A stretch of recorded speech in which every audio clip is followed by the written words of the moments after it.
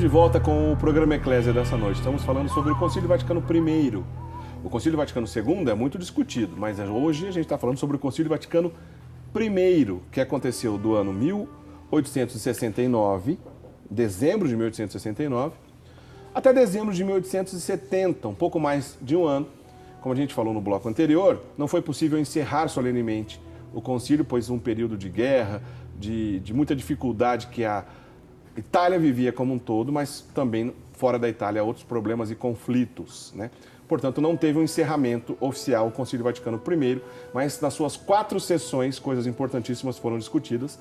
Falamos do X da questão, vamos dizer assim, do Concílio Vaticano I, que foi a proclamação da infalibilidade papal como dogma de fé, que aconteceu na 4ª sessão do Concílio Vaticano I, né? No finalzinho do Concílio Vaticano I. Então foi proclamado oficialmente que o Papa goza da infalibilidade papal, como já falamos bastante no bloco anterior.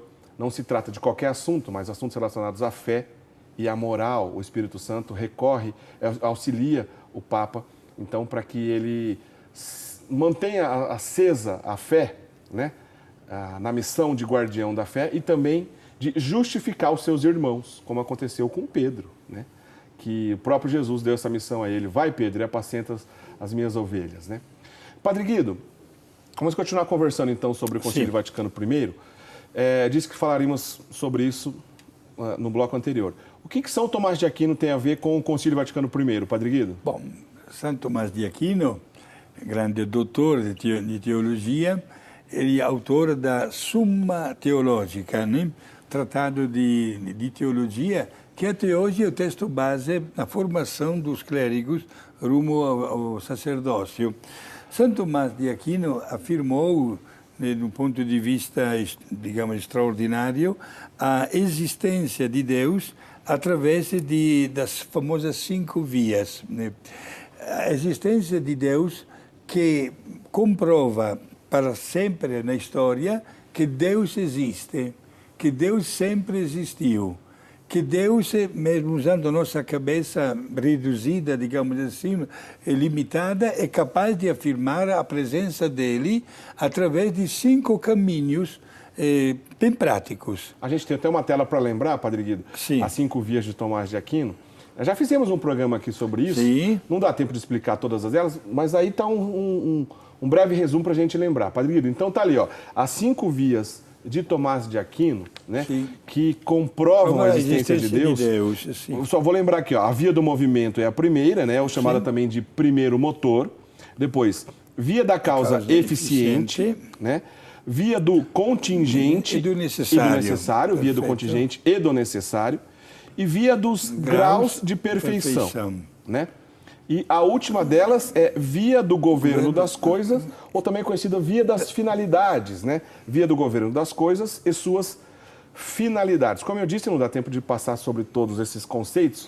Já fizemos um programa aqui exclusivo sobre isso. Se você visitar o portal da Rede Século XXI, rs21.com.br/eclésia, você vai abrir a lista lá de programas, todos que a gente fez aqui toda semana. Lá tem um programa, está aí o nosso portal. Lá tem um programa ali na lista, você clicou em vídeos, você vai abrir todos os nossos vídeos que já fizemos aqui ao longo dos anos. Tem um programa específico sobre as 5 vias de Tomás de Aquino, que são esses 5 conceitos, essas 5 maneiras que o Padre Guido estava explicando para a gente, que Tomás de Aquino fez, inclusive, baseado no filósofo antigo, Aristóteles, para desenvolver essas 5 vias de maneira racional, entender que Deus existe e que a filosofia também trata desses assuntos. Agora, Padre Guido, essa discussão estava lá no Concílio Vaticano II, primeiro, de maneira clara, Padre Guido? Olha, ninguém nunca duvidava da teoria filosófica e teológica de Tomás de Aquino. Certo. Bom, o Concílio sentiu a necessidade de resgatar mais ainda o valor destas 5 vias para comprovar a existência de Deus diante do mundo no século XIX que estava apresentando caminhos paralelos ou até contrários, certo, mais do que paralelos. Começava a se valorizar muito o materialismo. Certo. certo? E do ponto de vista religioso, até a mesma obediência ao Papa começava a ser, digamos, motivo de uma distância, não de uma aproximação. Não se falava o mesmo idioma, digamos assim. Certo.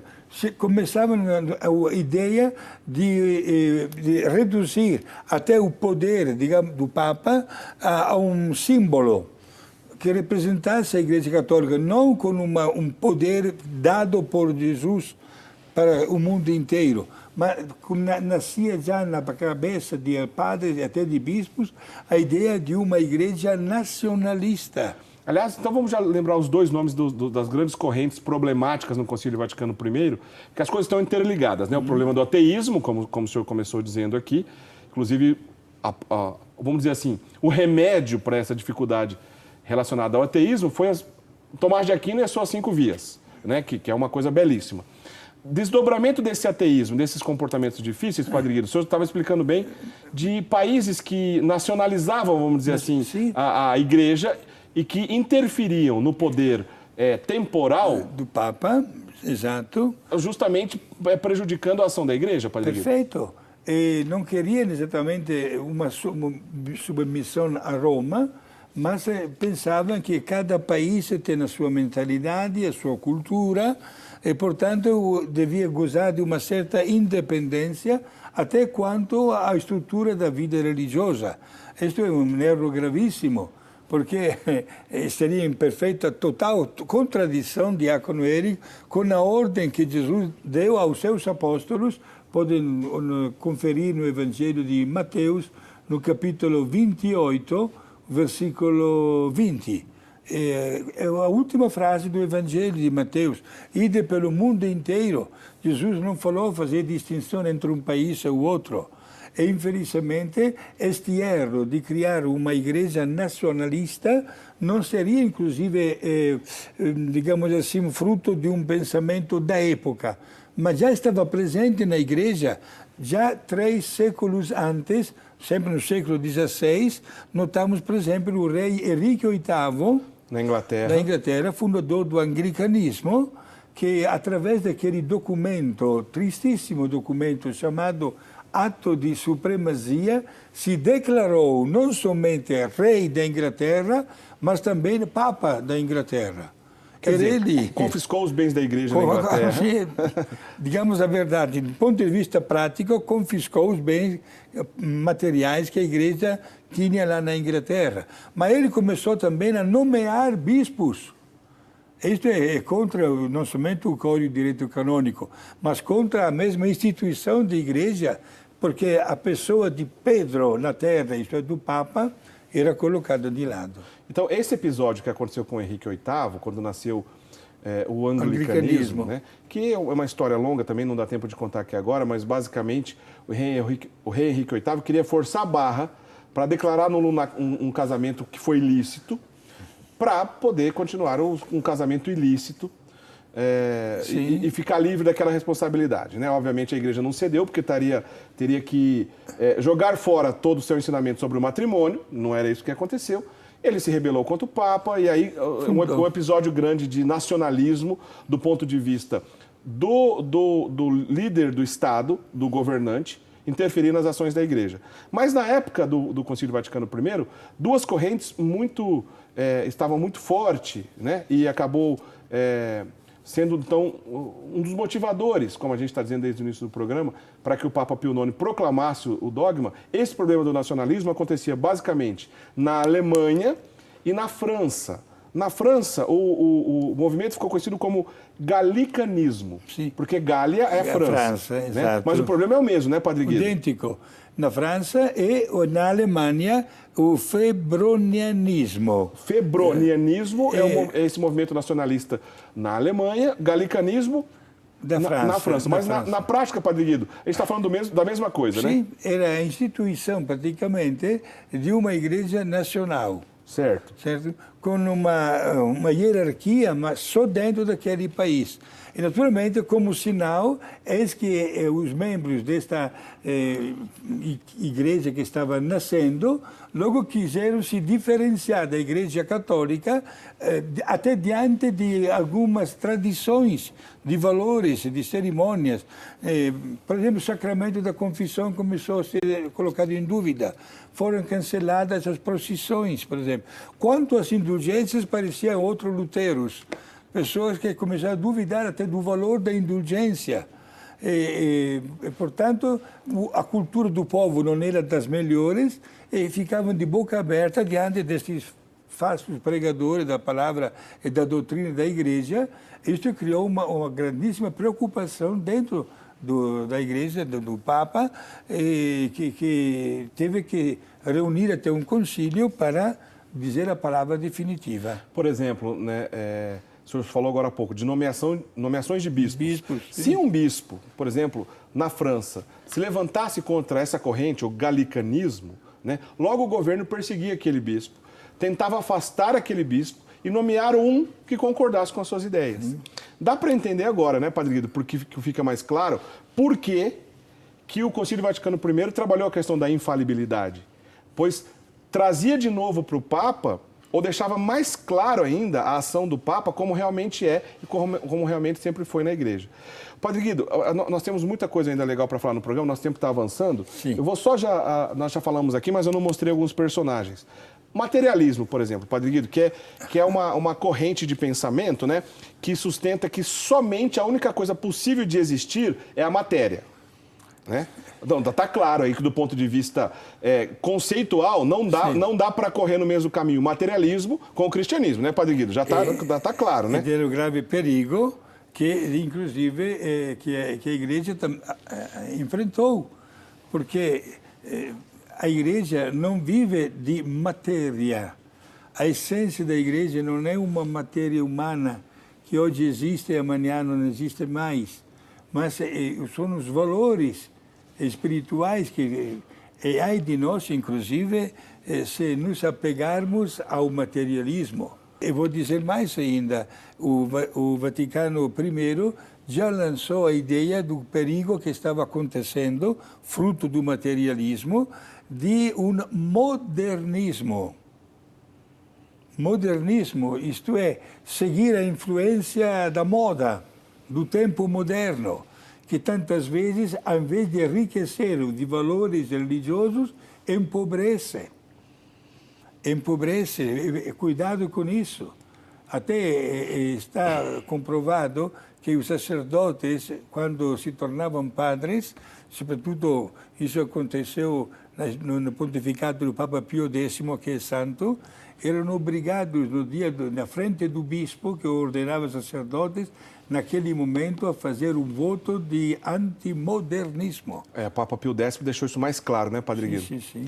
Bom, então só para ficar bem claro aqui, né, essas correntes, né, perceba bem, várias correntes nacionalistas e também outras correntes ligadas, por exemplo, ao ateísmo, a essa ideia de materialismo, que diz respeito a acreditar somente que a matéria existe, então o transcendente. Como é que alguém pode ter relacionamento com Deus, que é transcendente, se só a matéria existe? Né? Em 1702, o Leibniz, o pensador Leibniz, né, que era alemão, foi ele que cunhou esse nome pela primeira vez, materialismo. Né? Então foi o Leibniz, 1702, está aí a foto desse pensador Leibniz, que aliás foi um grande matemático, tem uma colaboração interessantíssima na filosofia, mas foi ele que cunhou esse nome chamado materialismo. Depois teve uma outra corrente, o materialismo, que nós não vamos entrar aqui agora para discutir, que é o materialismo histórico, né, ou dialético, que aí entra um outro personagem famoso, que é o Karl Marx, né, o materialismo dialético ou histórico, que vai ter outro tipo de colaboração. Como eu disse, nós não temos tempo para entrar nesse assunto aqui agora, mas só para ter uma ideia, foi justamente o Papa Pio IX, esse mesmo do Concílio Vaticano I, o primeiro Papa na história da Igreja a se levantar contra os problemas relacionados ao socialismo, que depois viria a ser também o manifesto, baseado no livro Manifesto Comunista do próprio Karl Marx e do Engels, né? Esse mesmo problema que tomaria depois o poder na Rússia em 1917. Então o Papa Pio IX foi o primeiro Papa que se levantou contra isso. A gente está falando do materialismo. Uma outra corrente também muito presente nessa discussão é o racionalismo, né? Aí a gente tem um outro pensador, que é o Descartes, René Descartes, que é também um grande matemático, conhecido também como Cartésios, né, Padre Guido? Na Itália é mais Cartésios que usa, né? Sim. Esse francês, o Descartes, do plano cartesiano, que a gente aprende lá em matemática, pois foi também um grande matemático, é o principal nome do racionalismo francês, né? O racionalismo francês não excluía a existência de Deus, a gente não está falando isso. Tá? O racionalismo não excluía a existência de Deus, mas tinha uma visão específica da leitura desses fatos, e esse tipo de visão específica da leitura também relacionava, depois nessa discussão nacionalista e nessa discussão com a igreja, da interferência do Estado dentro da igreja, tá certo? Então, só para a gente situar e lembrar alguns personagens importantes da história. Descartes, ele sempre afirmava aquela famosa frase em língua latina, cogito ergo sum. Isto é, penso, então existo. Que é justamente a máxima do racionalismo, né? Agora, como eu disse, nós não temos tempo para entrar em cada uma dessas correntes. Em outra oportunidade, eu prometo que a gente volta e a gente tenta esmiuçar um pouco essas correntes de pensamento. Mas para você entender que tinha muita coisa acontecendo e que a igreja precisava reagir, e principalmente a figura do Papa, que estava sendo confundida, contrariada e até perseguida nessas igrejas nacionalistas, que passaram então a ser igrejas dissidentes, né? O principal exemplo, Padre Guido, já encaminhando para o final do nosso programa, mas que a gente pode lembrar, o principal exemplo dessas igrejas dissidentes que não aceitaram o Concílio Vaticano I, não aceitaram especialmente a infalibilidade papal, e nesse pacote também não aceitaram, por exemplo, o dogma da Imaculada Conceição, pois foi esse mesmo Papa que havia proclamado 15 anos antes do concílio. Sim. Talvez o episódio mais famoso, que chegou inclusive até no Brasil, são os véteros católicos. Véteros católicos, né? O que significa isso, Padre Guido? Véteros ou velhos católicos. Isto é, grupo de pessoas que, digamos assim, não aceitaram não somente a infalibilidade do Papa, mas rejeitaram o celibado sacerdotal, a confissão auricular, as indulgências, o culto dos santos, as procissões e as peregrinações, o dogma da Imaculada Conceição, certo? Eles introduziram a língua, nasceu na Alemanha, né, e depois espalhou também na França e em outros países. E na Holanda também foi muito forte. E introduziram a língua local, substituindo, sem autorização, a língua oficial da igreja, que era a língua latina, na liturgia da missa.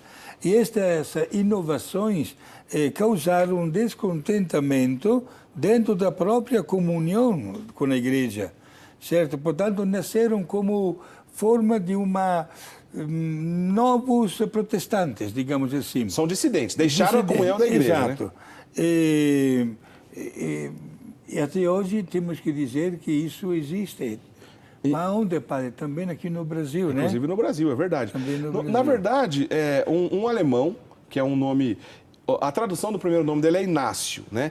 Inácio von Döllinger. A pronúncia correta em alemão, o Padre Guido vai saber melhor que eu. Döllinger. Tá aí a foto dele, né? Sim. Esse teólogo, né, que depois, inclusive, recebeu a ordenação episcopal nessa igreja dissidente. Ele foi um desses bispos heréticos, né? Esse sujeito aí, que nasceu na Alemanha e depois na Holanda teve grande sucesso, foi o principal, vamos dizer assim, organizador dessa ideia dos véteros católicos. Guardadas as devidas proporções, atenção, guardadas as devidas proporções, só para você entender.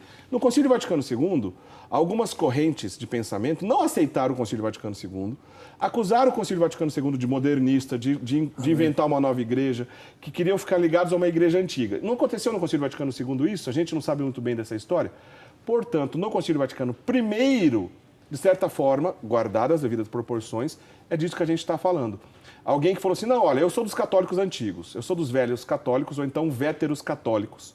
E não aceito o dogma da Imaculada Conceição, infalibilidade papal, etc. Essa corrente vétero-católico se espalhou pelo mundo, chegou aqui no Brasil, se bem que no episódio da Segunda Guerra Mundial se dissipou, né? Não tinha mais ligação com esses primeiros véteros católicos. No decorrer dos anos, essas igrejas dissidentes continuaram a existir, galgaram para si autoridade de verdadeiras, e, portanto, a gente tem hoje algumas dissidências no Brasil desses véteros católicos, que fique bem claro, não tem comunhão com a igreja, Não podemos assistir às suas missas e os seus sacramentos, pois estão ilícitos. Né? Situação ilícita, não tem comunhão com a igreja. Nós não podemos, nós católicos, não podemos frequentar as missas dos véteros ou antigos ou velhos católicos. Padre Guido, outra oportunidade? Exato, por melhor ainda que o Döllinger, ele conservou-se, foi excomungado. Foi excomungado pela igreja, conservou-se, porém, sempre fiel aos votos do seu sacerdócio. Absteve-se de celebrar a Santa Missa e lamentamos que no ano 1890 ele veio falecer sem ter se reconciliado com a igreja. Lamentável. No caso prático, hoje temos no Brasil, seria um tema também da ICAB, Igreja Católica Apostólica Brasileira, que também é uma uma igreja dissidente. Uma igreja dissidente. A Igreja Católica Apostólica, a Igreja Católica Brasileira não é a Igreja Católica, não, que fique bem claro. É dissidente, se trata de outra denominação, mais ou menos nessa mesma história desses véteros católicos, mas fica para uma outra oportunidade. A gente não tem mais tempo, só dá tempo do Padre Guido nos dar a bênção. Procuremos manter muita fidelidade à nossa igreja, na qual nascemos, né, meus amigos? Grande abraço a todos, seu Adalberto Gambolonga, a sua família de Criciúma, Dr. Carlos Carvalho e a família também de Bauru. Para todos vocês, prezados amigos telespectadores, desejando muita paz neste ano de 2019, a bênção de Deus Pai, Filho e Espírito Santo. Amém. Obrigado. Obrigado, Padre Guido. Foi uma alegria estar com todos vocês nesse programa. Acessem o nosso portal, rs21.com.br. Todos os nossos programas estão disponíveis lá no site do programa Eclésia. Também curtam a nossa página do programa Eclésia no Facebook, né? A página do programa Eclésia lá no Facebook, onde a gente sempre divulga trechinhos de alguns programas, a gente divulga os temas que trabalharemos nas semanas seguintes, enfim. Curtam também o nosso trabalho lá na internet, tá certo? Muito obrigado, então, para você que acompanhou conosco o nosso programa. Na semana que vem a gente se encontra. Um grande abraço, até lá, tchau, tchau.